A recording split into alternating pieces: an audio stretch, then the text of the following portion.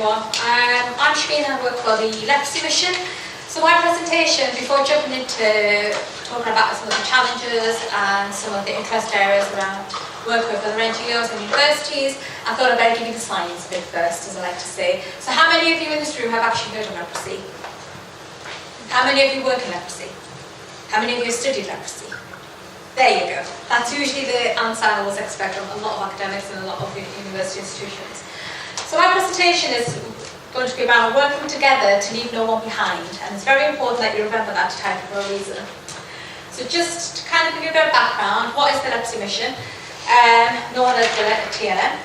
We are an international Christian development organisation which looks at diagnosing, treating and offers specialist care, including reconstructive surgery, to people affected through leprosy, which is the disease. Our aim is to transform and empower those very people that we work with. The Leprosy Mission was founded in 1874, so we have a very, very long history of work with communities affected by leprosy. And as an NGO, we work across, we have as a charity we work across 29 countries across Africa and Asia, with the sole purpose of focusing specifically on eradicating the causes and consequences of leprosy. Our vision is very simple: leprosy defeated, life transformed. Because we know the only way we can make people feel better about themselves is to give them a reason beyond the disease. So that identity is no longer about being a leprosy person, it's about the person. So it's transforming their lives themselves. Leprosy is one of the world's one of 18 neglected tropical diseases, NGOs, as registered through the World Health Organization. And one of the key things that we find with leprosy, it is a human rights issue. We do find a lot of people, in order to try to eradicate or eliminate the disease in their communities, will set people alive on fire. Just because I think if I burn them, it'll get rid of the disease. It's not. We do find that women aren't treated fairly when it comes forward for the disease treatment. And a lot of the times, depending on the communities where they are, because it is a disease of poverty, women are left behind quite easily. So we have a huge gender issue there as well. The biggest issue we have with leprosy, it is associated with stigma. So it is in the Bible, it is in every kind of religious text you can imagine. There is some form or phrase that mentions leprosy and about, it's God's bad thing, it's an evil spirit coming into you. So it's really deeply ingrained as a disease that we have to challenge ourselves with. The mission itself, we work around medical care, around health awareness, and we do obviously do surgery within many of our hospitals where we work, but we're more than just hospital care, we're about going into the community. We are, as an organisation, about working bottom up. We work with the people so they themselves can then keep working forward, rather than depending on governments and us going in there all the time to do the work for people. So the science bit, as I like to say. So leprosy is a chronic infectious disease caused by the mycobacterium leprae, which is a little rod, bacilli, if you're looking at a telescope. It does affect the skin, the periphery nerves, and basically it's a sensation loss. So when anyone is diagnosed with leprosy, they will have a sensation loss. Typically with a lot of the communities where we work, there will be farming communities, there will be communities who don't have good access to healthcare. They might notice a little skin patch, which is typical common trait of leprosy, won't think anything of it. They might go to the fields, want to do some work, might not be able to quite feel the sensation of holding the tools in their hands, won't think anything of it, until it starts to get worse and their fingers start to claw in or affects their legs. So it's one of those diseases that, even though it is quite slow growing, a lot of people tend to just ignore the signs straight away for it. Leprosy is a disease of poverty. You will find it quite highly endemic amongst the poor communities across Africa and Asia, and it is, most importantly, a curable and treatable disease. I think this is one of the key things why, as an organisation, we work bottom up. It is to make people aware that you can get treatment for it, and it is curable. The sooner you get treatment, the less likely you can have a disability as a result of it. So, as part of the fellowship, 29 countries, Leprosy Mission England and Wales is one of those country states. We work across these countries in Africa and Asia, where we deliver and develop projects within communities and work quite closely with the governments. As the Leprosy Mission England and Wales, we actually work across 16 of the 17 SDGs. The only one we don't do is kind of underwater. Unfortunately, leprosy isn't found underwater yet, but I'll open my hands to that one if anyone finds it, great. But we work across 60 of the S70. And why am I mentioning this? Because like any other INGO, we have to kind of work towards international goals. So in order to keep that recognition alive and in order to make people aware that this disease is there, so here's what we're working towards. So the Leprosy Mission, we have 3 key focus areas within the Leprosy Mission. One of them is around zero transmission. So every 2 minutes, someone is diagnosed with leprosy.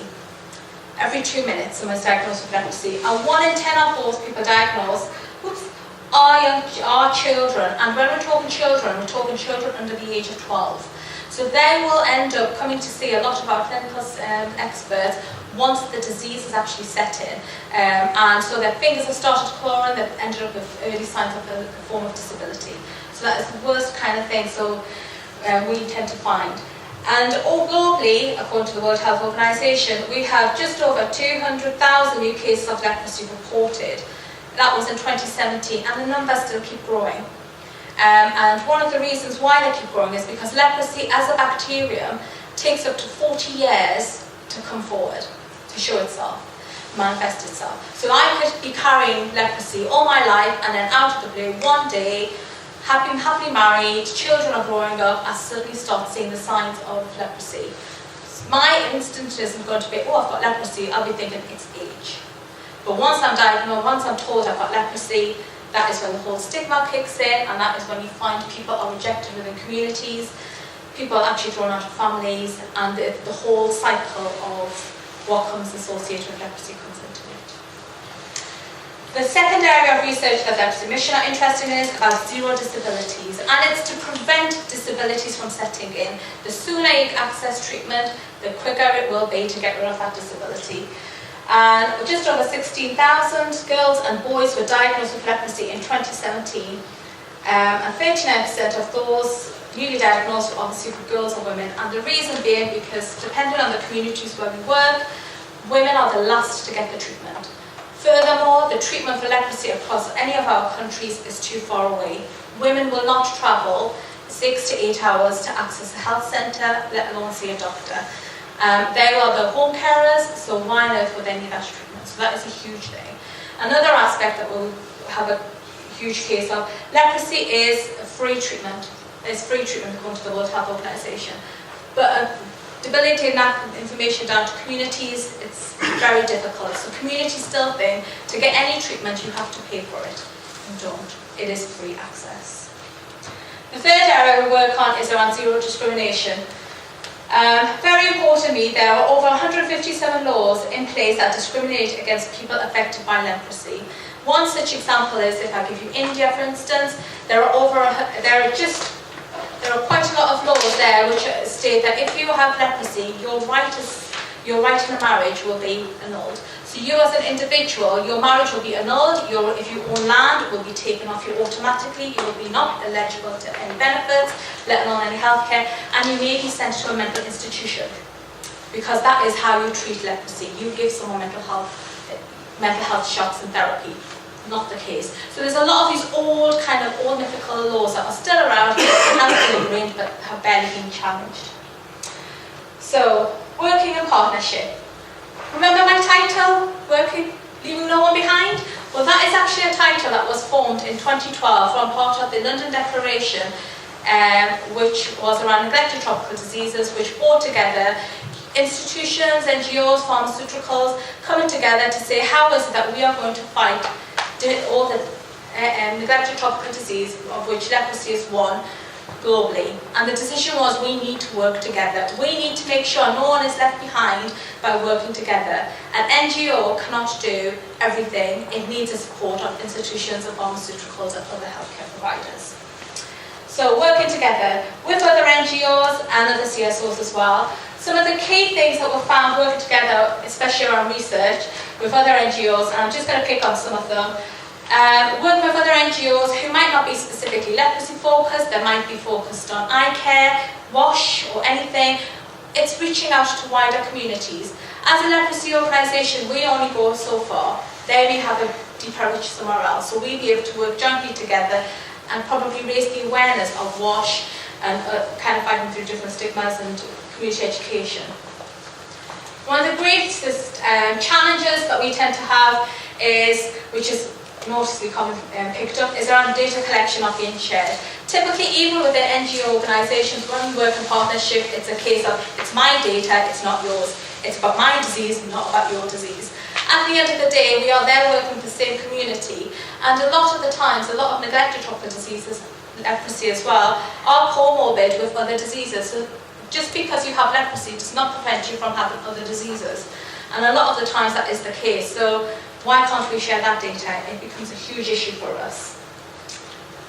Working with local governments.